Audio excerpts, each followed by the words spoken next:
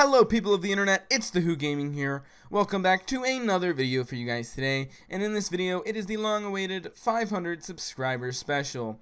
Now, this is quite the milestone to reach, and I want to thank you guys so very much for all of the support and all of the comments and likes and subscribers that we've gained over this, I think it's just about a year and a half long journey. It's been insane. And I just cannot believe that we're finally at 500 subscribers. It's amazing. Thank you so very much. So to celebrate this, I've asked you guys to submit questions, and I will be answering your questions and looking at some fan art that was sent in, which is awesome. And I will be answering all questions. So without further ado, let's get right into it. Blue Zircon asks, where do you get inspiration for your card designs? And have you ever thought of having a co-host for some videos? As for your first question, it'd probably be better to ask Vivian for this, question, because she does most of the card designs in Quest. But for the cards that I did design, I get a lot of inspiration from anime. I think that's a pretty common thing in the TCG community. And I also get a lot of inspiration from Super Sentai and Kamen Rider series, which are Japanese tokusatsu series. And as for having a co-host for some videos, I don't really have a series that would particularly benefit from having a co-host. I mean, you mentioned in your comment Who Reviews, but Who Reviews is sort of a series about my own opinions on things. If I were to do something, that would be sort of like what TCG News does and sort of do a news broadcast sort of kind of series, that might sort of be along in the same vein, of needing a co-host, but as of right now, I don't think there's a series that really would benefit from having a co-host.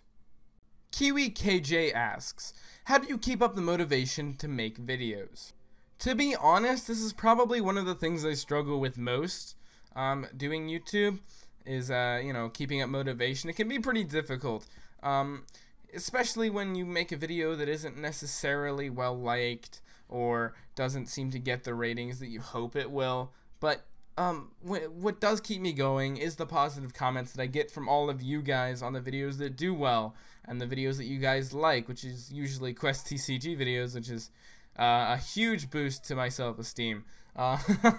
You probably shouldn't do that. Yeah, but that's how I keep up motivation. Josh Bingham asks, what made you go with the name Quest? Also, what are your plans as far as the podcast goes? That's an interesting question. So when we were coming up with the name for the game, I had a lot of different ideas rolling around through my head. I even humored the idea of calling it The Art of War once, but I thought that the title of the game should represent what I want the player to take away. And while, yes, it's a game about destroying castles and building armies, what I wanted the player to take away was that it was an adventure, that there were these cards and warriors and monsters from all different sort of mythos and all of that were all coming together, and it was an adventure to explore the game itself. And that's sort of what I wanted people to take away from it. So that's why we went with the name Quest. And as far as your second question with the podcast, we did do a second episode of the podcast. It's available right on my channel. I'll link that down in the description box below. Go check it out. Our next question is from Cards at Home, and it's another two-part question. Question 1, how could you set it to private? Question 2, do you leave the pickle in the burger or take it out first? To answer your first question, easy, you just have to be an idiot. As for your second question, I'm actually quite fond of pickles, so I tend to leave them in my burgers. Wrath of Coors asks, how many cards do you currently plan to have for Quest TCG before you move on to another set or start to run low on ideas? Now, I'm not quite sure what you mean when it comes to starting another set, as we already have started set 2. We're kind of working on that as we speak. But when it comes to running low on ideas, with Quest, I've built such an expansive world that pretty much anything makes sense. Like, you can have everything from anthropomorphized animals to, like, the Greek titans, to robots and ghosts. So I think there's enough, wiggle room with Quest that I don't think I'm ever really going to run out of ideas.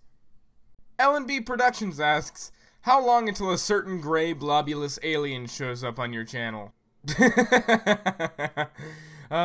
Since most of you won't get this reference, since this is one of my IRL friends and it's a bit of an inside joke, but yeah, bro, we gotta get together and like and like do a read through of the script for the channel. That would be hilarious. It's just random enough that it might work. Weirs asks, what is the most fun part about designing cards? This is a tough one. Okay, so I have a lot of fun drawing the cards and finalizing them in Photoshop, but I think the most fun part for me is coming up with the abilities and descriptions, you know, and working out how they're going to play into the game and all of that kind of stuff. And then a lot of playtesting is pretty fun. That's really fun too. So yeah, that's what I enjoy most. Notic TCG asks, jazz? I mean, yeah, I guess. Not a huge jazz person, but I mean, anything for the meme, right? Next question, Yellow Matrix asks, how long do you think you'll do YouTube for? So, I've never even humored the idea of doing YouTube full-time as a career. That's not something that's ever really interested me. So I guess I'll just make videos as long as I have fun doing it. So as long as I'm not struggling to put things out and I'm not straining myself, I think I'll do it for as long as I enjoy it.